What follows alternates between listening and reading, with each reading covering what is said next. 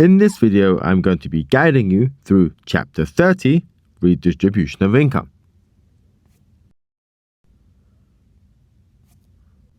Firstly, the definition of income inequality is that this strictly describes the differences in income that exists between the different groups of earners in a society, representing the clear gap between the rich and the poor.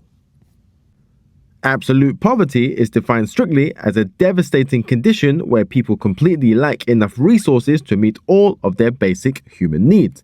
This includes food, water, clothing, and shelter. In the case for relative poverty, this is defined as a type of poverty that is measured entirely relative to the existing living standards for the average individual in a society. In the next few slides are the reasons to reduce poverty and inequality. The first reason is to meet basic needs.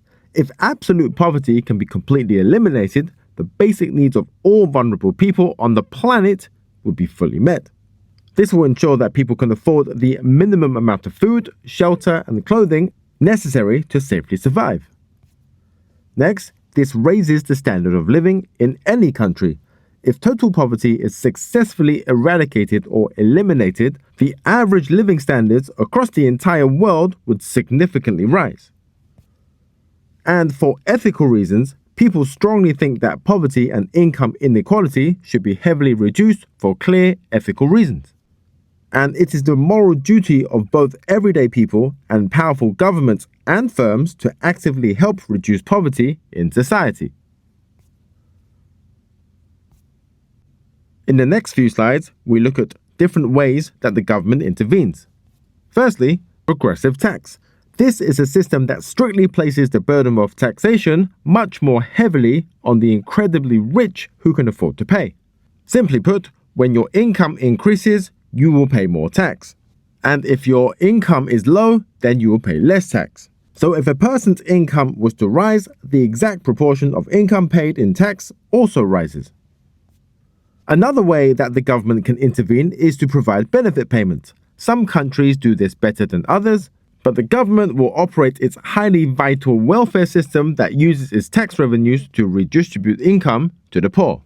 Some examples of benefit payments is Australia, as they have a job seekers payment system, a low-income healthcare card, Commonwealth rent assistance, income-tested crisis payments, no-interest loan schemes, and many more.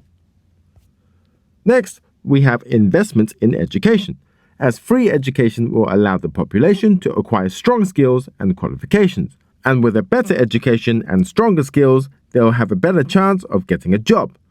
Vulnerable people can secure employment that provides them an income which increases their standard of living and prevents them from falling into poverty.